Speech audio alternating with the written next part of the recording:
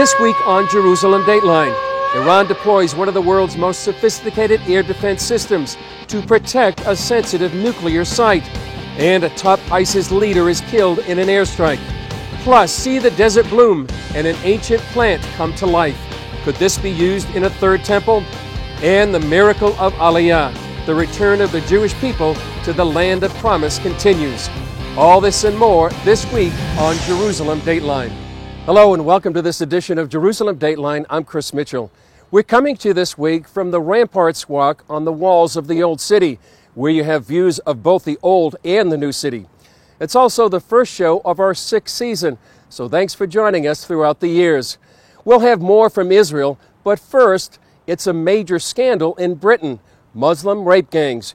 You may not have heard much about it because it's been covered up by the media and the government, but it's a shocking story. Dale Hurd brings us this incredible story from London. Some scandals are so massive that they're simply hard to believe. But this one is true.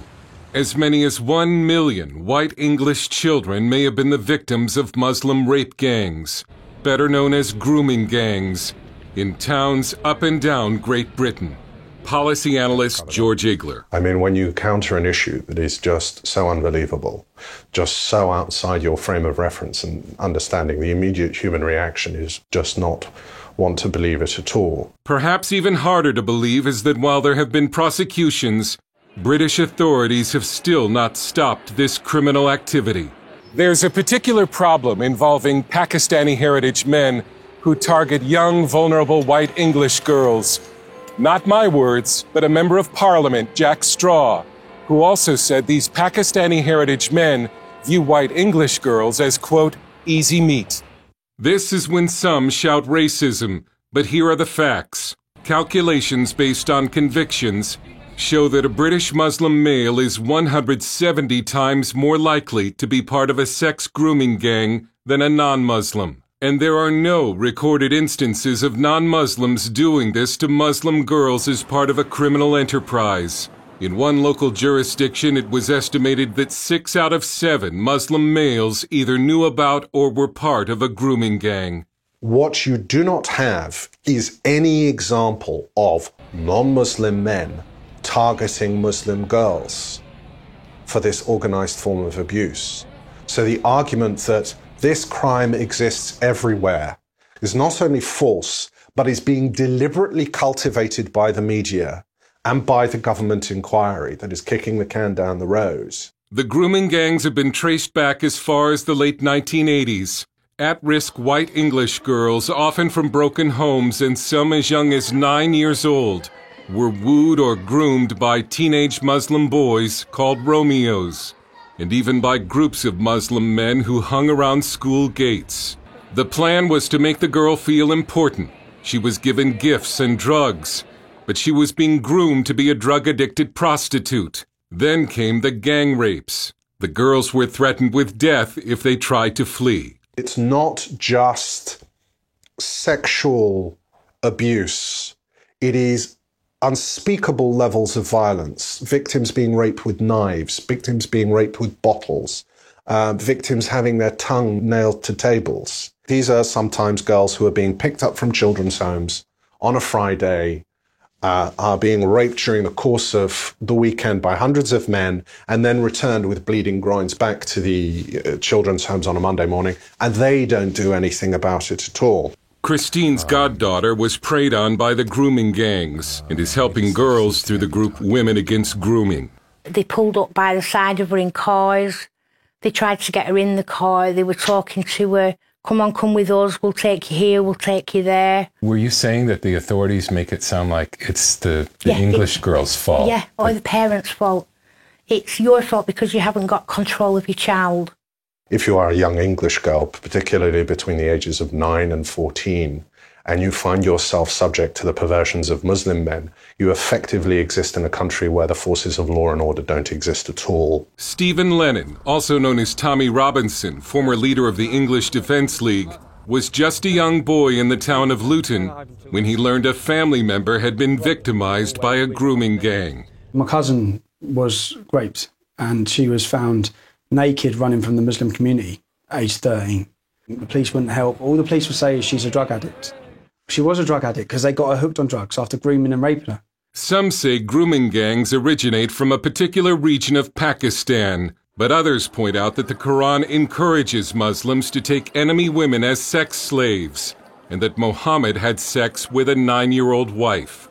ISIS defends sexual slavery as Islamic, saying enslaving the families of the infidels and taking their women as concubines is a firmly established aspect of the Sharia, or Islamic law. The reason these crimes were covered up and continue to this day is political correctness. No one wanted to be called a racist. The definitive book on this scandal is Easy Meat by Peter McLaughlin, who declined an on-camera interview for safety reasons. He told us journalists would not speak about it because the perpetrators were mostly dark-skinned and Muslim. Childcare professionals used political correctness as an omerta, a code of silence concerning what the public was allowed to know. These girls are the victims of a multicultural revolution, and it's certainly an indication of the fact that this accusation of racism is potentially the most powerful political weapon known to man. This is also an example of what can happen in a country of 60 million where the press just refuse to report, where the cries of all these agencies fail to merely discuss what's going on, and it's only going to get worse for this reason. The cover-up was eventually exposed, yet the grooming gangs continue to operate. One victim told a British newspaper, "Nothing has changed, not in the slightest. It's still the same scale as before." They get sexual kicks out of ruining the most precious possession that those people have, their daughters. Stephen Lennon warned that there will be repercussions. But there will be a lot of blood spilled in this country, and it'll be on the hands of our leaders. And there'll come a time when they'll realise what they've done. And the country's people will realise what they've done as well. They've sold us out, they've destroyed our nation, they've destroyed our culture. Dale Hurd, CBN News, London. Back here in the Middle East, according to an investigation by the Associated Press, ISIS buried thousands of bodies in at least 72 mass graves across Iraq and Syria. The majority of the victims are Yazidis. 17 of the 72 graves have been located. The known number of victims is anywhere from 5,000 to more than 15,000. Activists believe there are hundreds of other mass graves to be found, but they say they can only be explored when the fighting stops. CBN reported on these mass graves in March.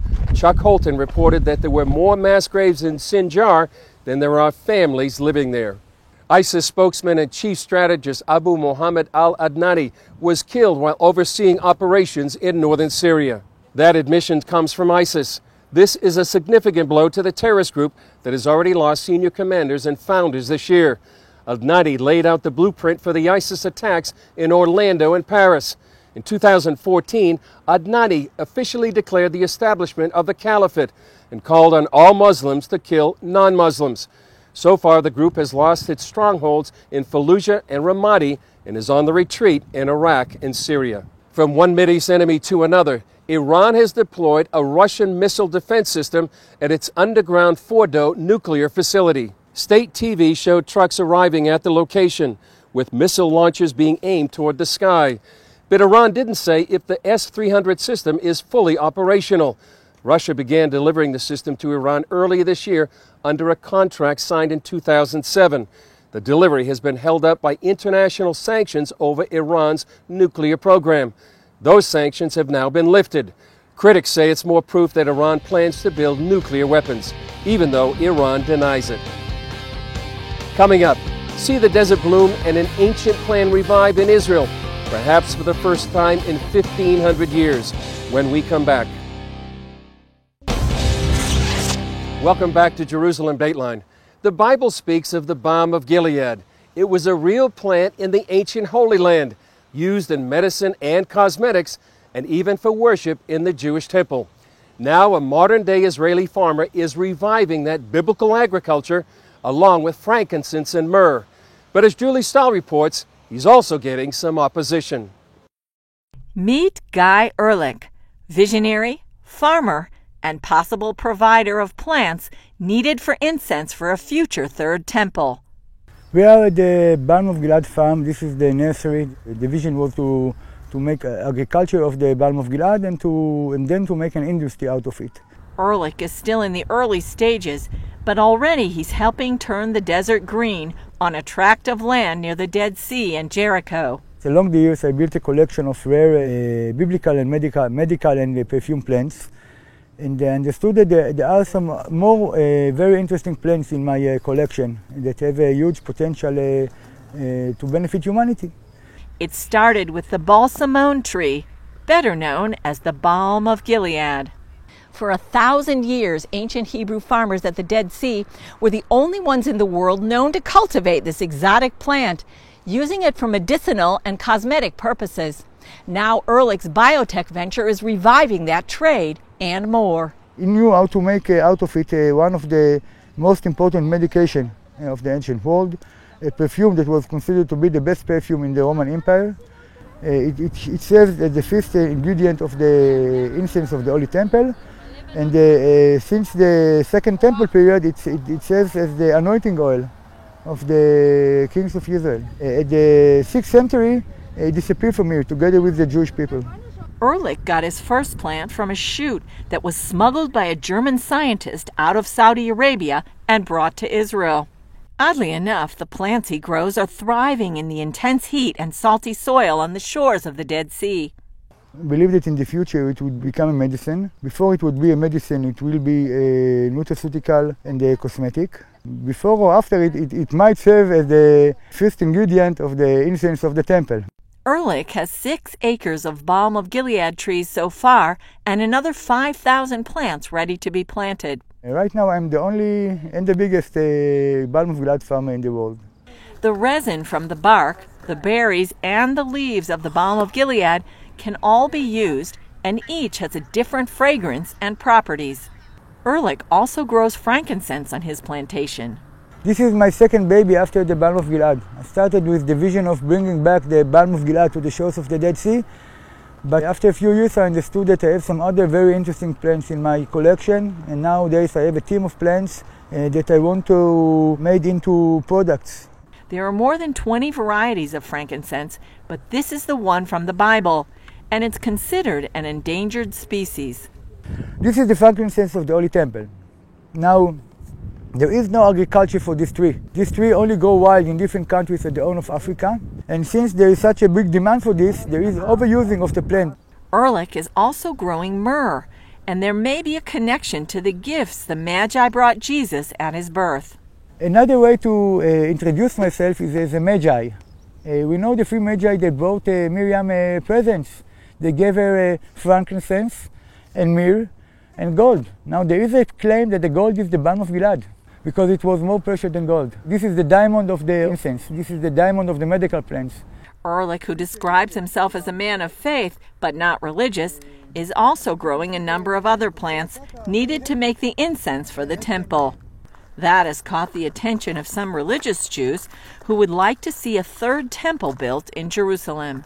I definitely didn't thought that I'm going to serve the temple, and I was surprised from the amount of temple fans that came to visit me. When Rabbi Ariel was here, I told him that I'll be more than happy to supply the incense for the temple, and I'll do my best to be ready with the incense till the temple would be here.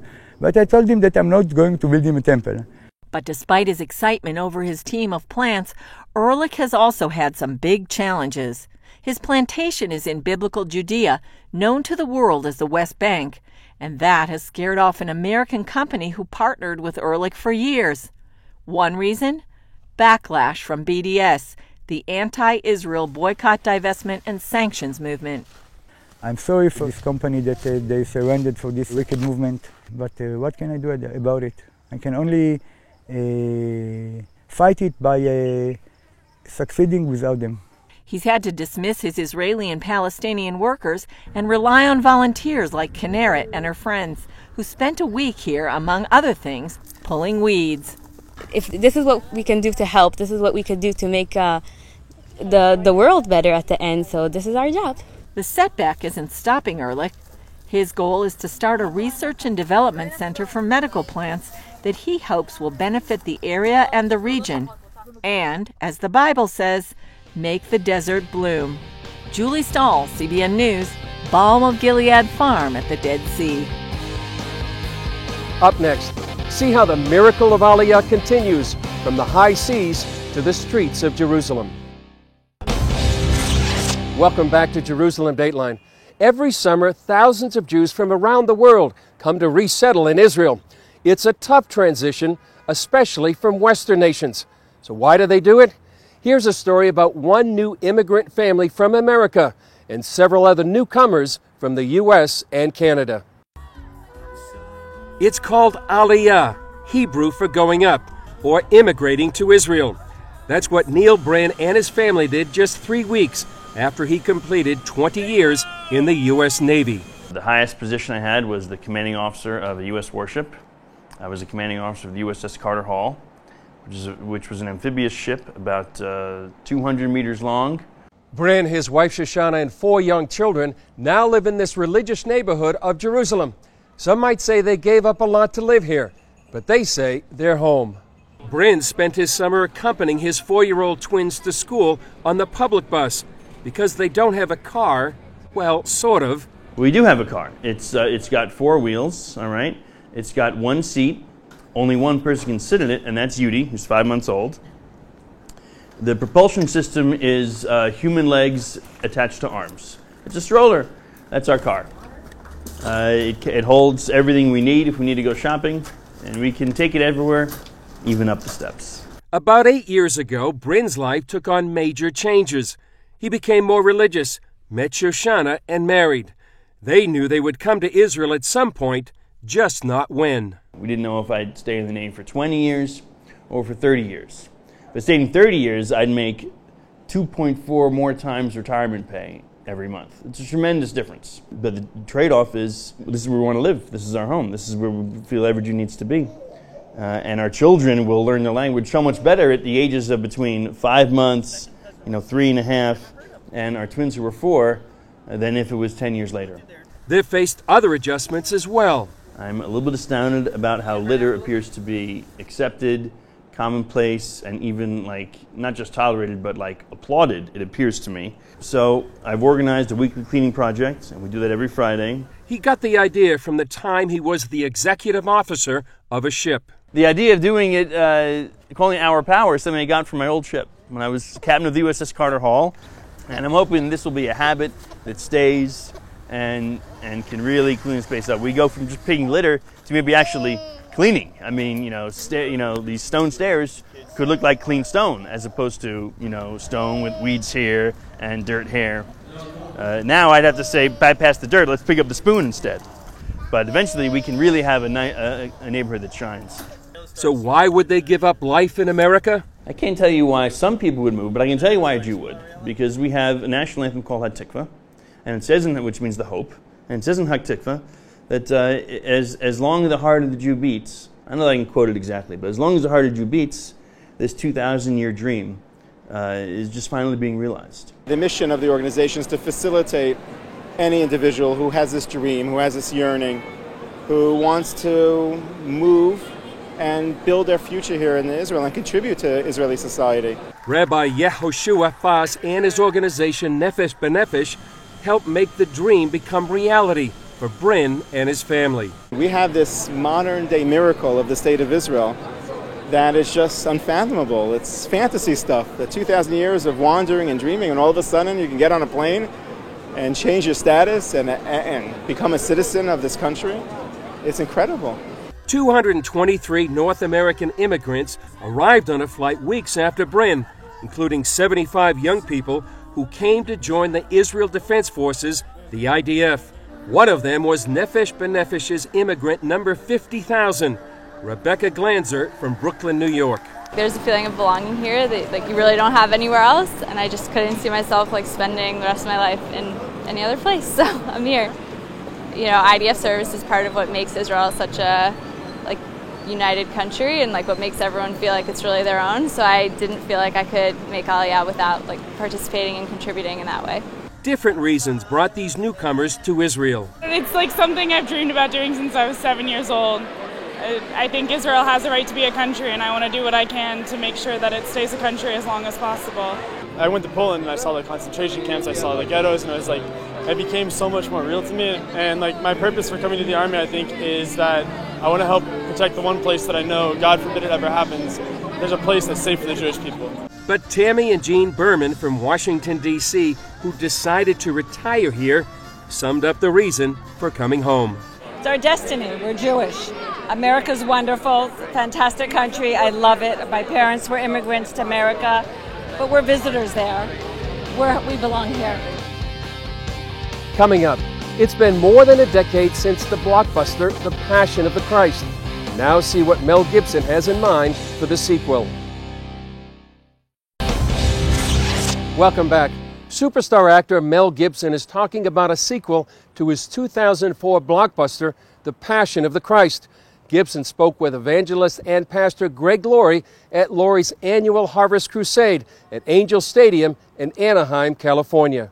Gibson told Laurie that the movie focuses on what happened after the crucifixion of Jesus as shown in The Passion. He said it would be a major project. Of course, that's a huge undertaking. Yes. And, it's not the Passion, too. I mean, it's called the Resurrection. That's right. And That's right.